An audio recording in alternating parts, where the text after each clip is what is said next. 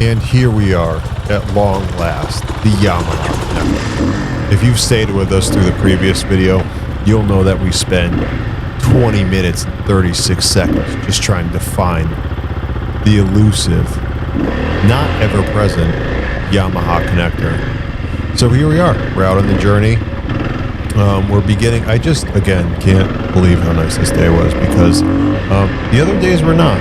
I rode in rain gear and looked a bit ridiculous. And just so we're all on the same page, when I go out to ride, the number one thing I'm trying to do is look cool as heck. So when I'm out there not looking cool as heck and I look ridiculous, bit of a bummer to me because I imagine I'm going to draw the paparazzi. I'm going to be drawing people taking pictures. I'm going to be, there's going to be some fanfare if the engine trouble boys are out on the trails. You know what I'm saying? It's going to be a big deal. Police are probably going to have to escort us through town. I would imagine that's the case. Obviously, in my earlier video, that was the case. And we just kind of kept it off video because we're not trying to big league anybody here. We're not trying to big dog anyone. So here we are. We're getting after it. We pick up from the junction that, as if you guys are watching this in like a serialized fashion, which I doubt that you are, but here it is. The first looks. I wanted to take that top line there that was all gravel, big chunky gravel, and then I realized how much it sucks to ride gravel, so I took this one instead. I have another video coming up soon where I have very strong opinions about rocks. I sort of reach a limit with them. We'll get into that later. Here, I would constantly approach junctions and then kind of not know where I was. And everyone else did know where they were. And I'm not going to say I was annoyed by that.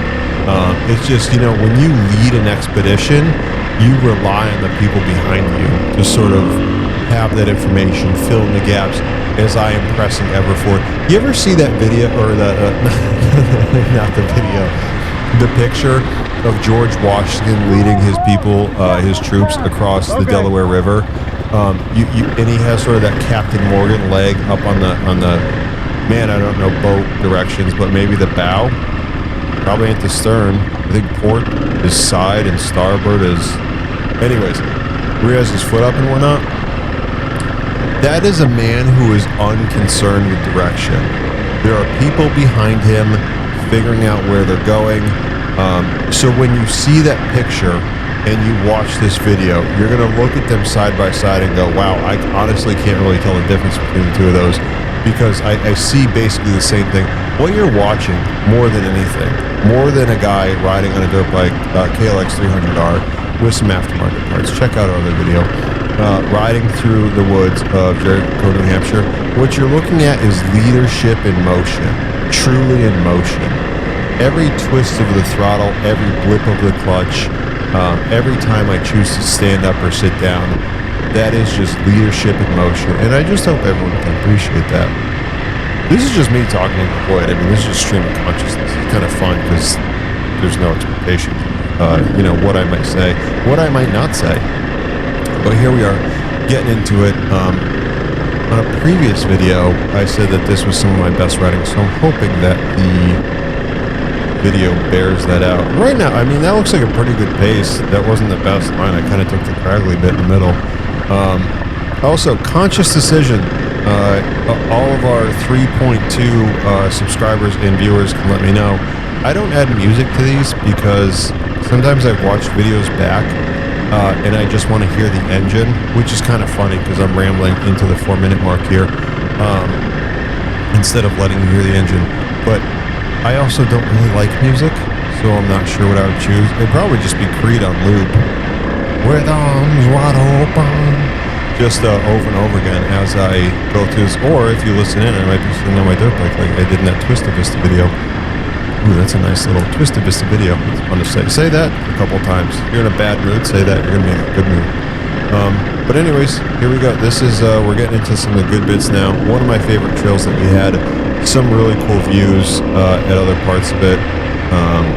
Just a nice day, a good time. I think I was cruising in third gear through most of this, so here we go.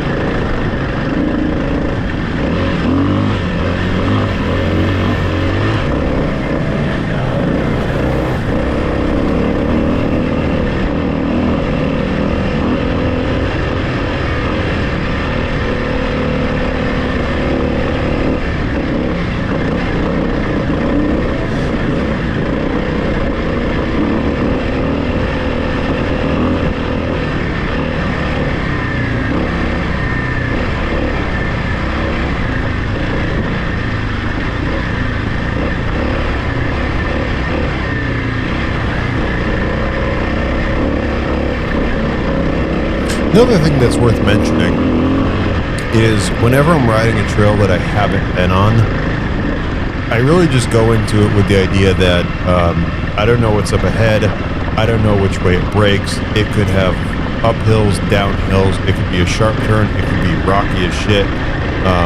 It could really be anything. So I do my best to try and ride it gingerly. And I know what you guys are thinking. You're watching this and you're going, Sean, this ain't gingerly. This is a man on the limit.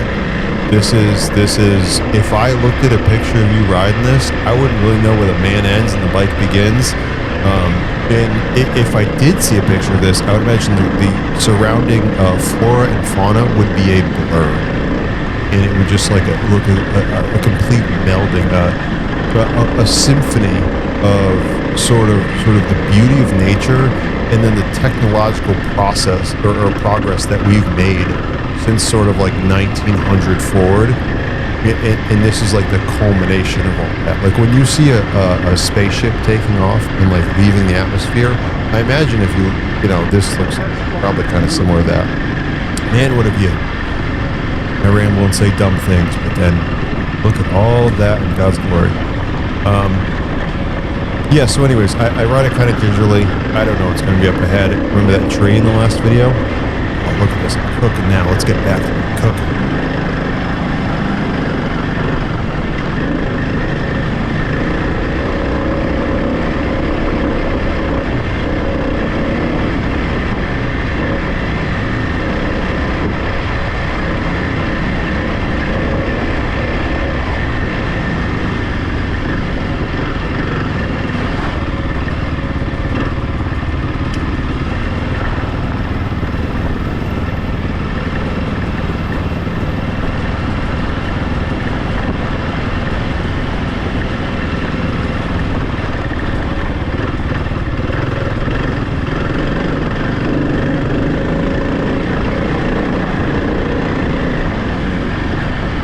All bluster and bravado aside, this is, I remember riding this trail, I'm watching it now, I wish I was back out there.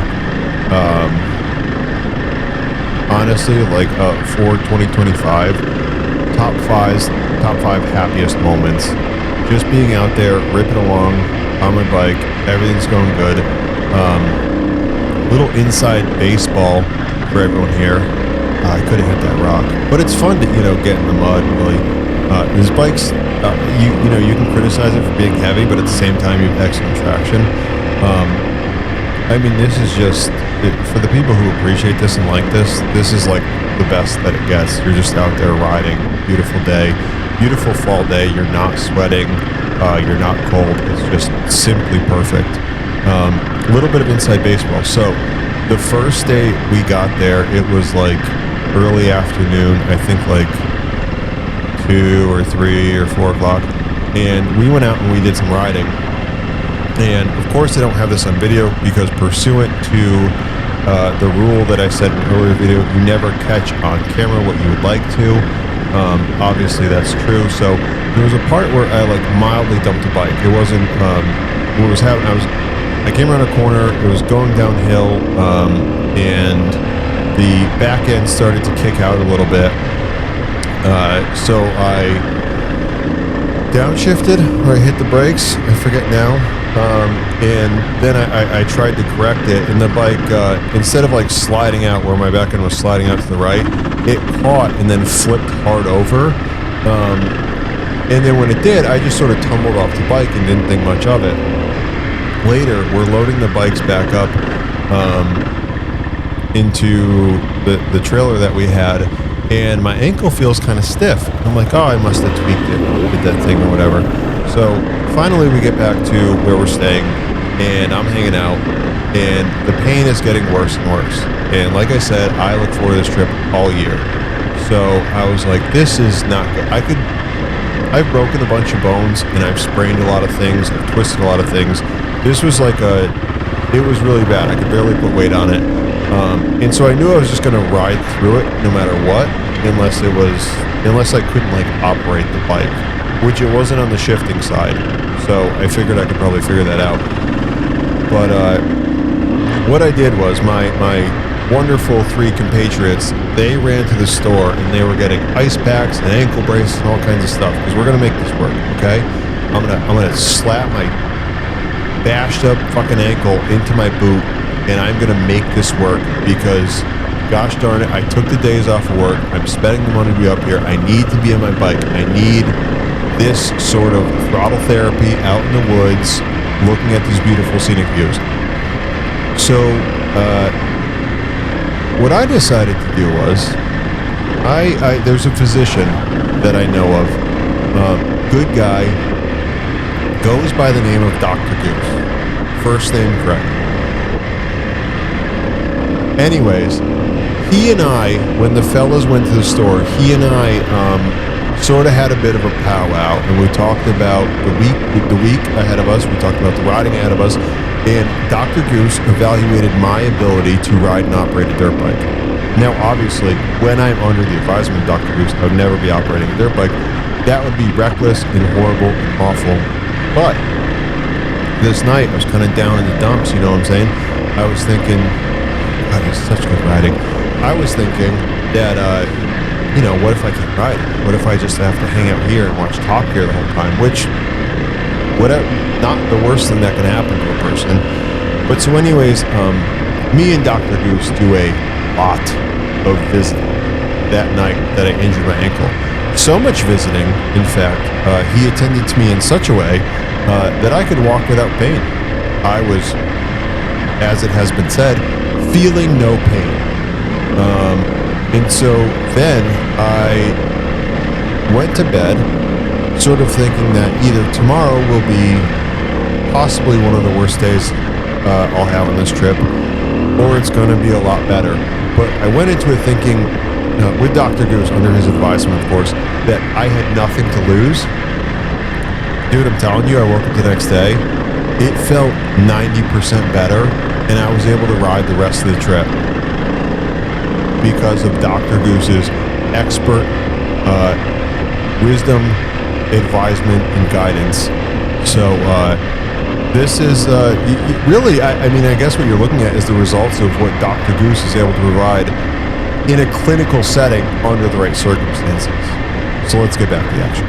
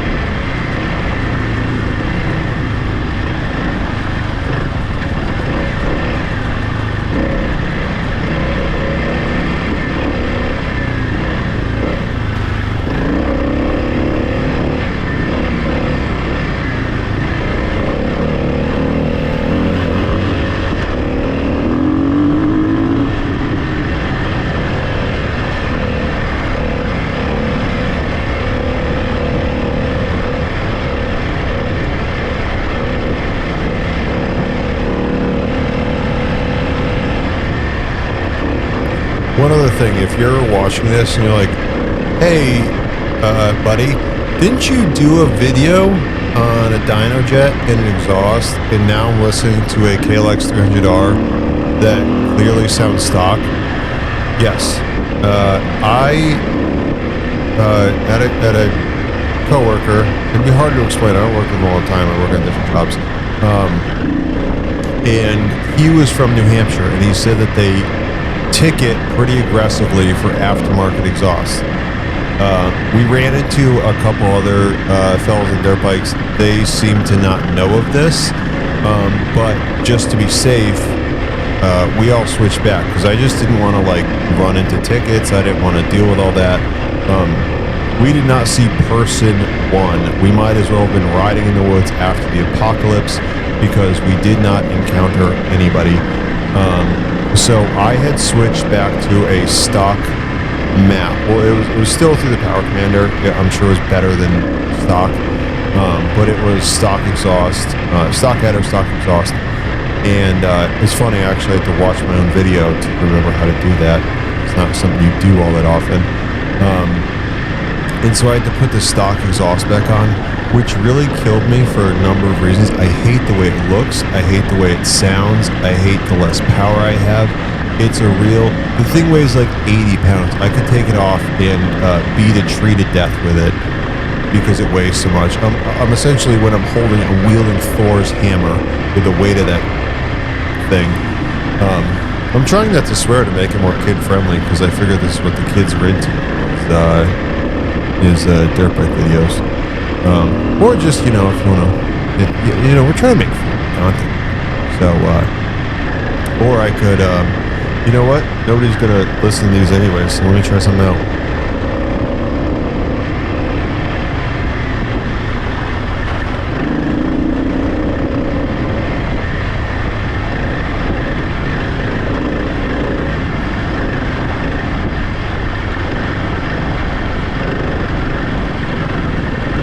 Never mind, maybe I won't. It's going to take it too long.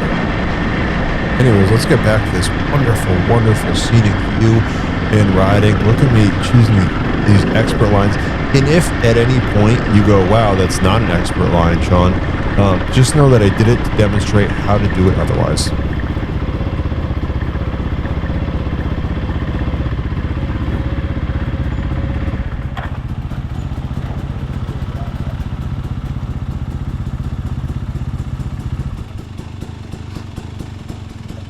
Dude, that was fucking awesome. That was a great run. That was. Except when I'm next to Savon and he wheelies through puddles and just the fuck out. It's the second that it got you really good. And then